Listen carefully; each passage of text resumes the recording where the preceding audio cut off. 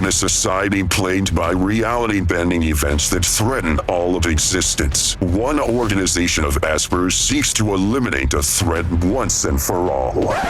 Okay, that's a little intense, so let's rewind. Neverness to Everness might be one of the most interesting gachas I've ever had the chance to play, and I just wrapped up its closed beta. Now, I will say this off the bat, the game is very different than Genshin Impact, Wuthering Waves, and other commonly known gachas, but in a good way. The game is set in the city of Hethero, a massive sprawling urban environment teeming with reality-bending events known as anomalies. You play as the Anomaly Appraiser, an individual assigned to the A-Bone Antique Shop to investigate what's really going on in the city while fighting against the threats that endanger it. The game features a massive open world that has you exploring every nook and cranny of it and doesn't limit you to one part.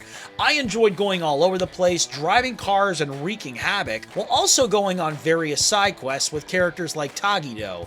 There's actually a whole quest that you go on towards the further parts of the beta that involves you having Tagido taking a girl on a date. It's actually pretty funny, and there's all kinds of enemies and bosses that you get to fight throughout as well. One of the craziest bosses that I had the chance to face was the never-ending Arachna, who you fight in a quest later on in the game. The cool thing about these bosses is that they all have these different kinds of phases, but with Never-Ending Arachna, the most interesting thing about her was this weird part of her fight where these spotlights go up and you basically have to go to them, otherwise your character will get frozen and they'll be more susceptible to attacks. Speaking of characters, there's a whole bunch of memorable characters in this game besides Tagido. You got characters like Nanali, who's part of the Colucci family, as well as Hattori, the hungover, drunk head of the A-Bone Antique Shop. She is a character, and there's actually a mini game that you get to take part in with her later on. I will say that probably one of my favorite parts of the game was the investigative aspect, which gives me serious Control vibes because it basically has you investigating documents and finding out the origins of mysterious anomalies throughout the city. Some of these even lead to boss fights as well as strange reality-bending events that have you fight more enemies, but it's not just all fighting. It also has you doing side quests, going to different parts of the map, and even traveling to different areas and interacting with other characters. I mean, it's absolutely incredible. But the most interesting part of the game is the gacha system, or as it's called in this game, the Scarborough Fair. And it's very similar to Zenless in that, number one, characters are ranked on a tier system with A and S being the highest. And number two, the die rolls are the main currency for how you unlock characters and accessories. The more you roll, the more spaces you move, and it's basically set up like a board game. I honestly think this is really cool because it really changes the aspects of how gacha systems look like, and it's great for people who don't like the repetitive mechanics of other games like Genshin Impact, Arknight's Endfield, and Wuthering Waves, some of which who tend to use the same kind of systems. Another cool thing is how generous the system is, because NTE features a 90 pull hard pity system that basically guarantees you a character of a certain rarity every time you land on the board.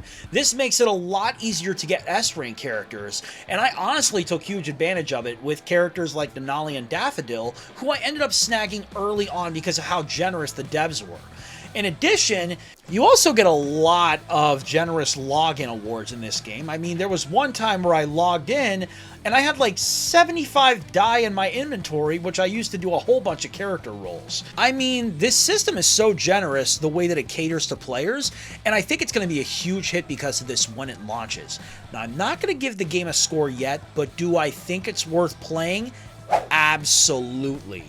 While there are still some bugs that need to be resolved and some mechanics that can be improved, overall NTE is a really fun experience for both newcomers to gacha games alike and people who are sick and tired of the repetitive mechanics of just other gacha games. Honestly, I really enjoyed it and I can't wait till it comes out. Now, we don't know when the launch date is, but I feel like this year we're going to get more updates and maybe find out when it's happening.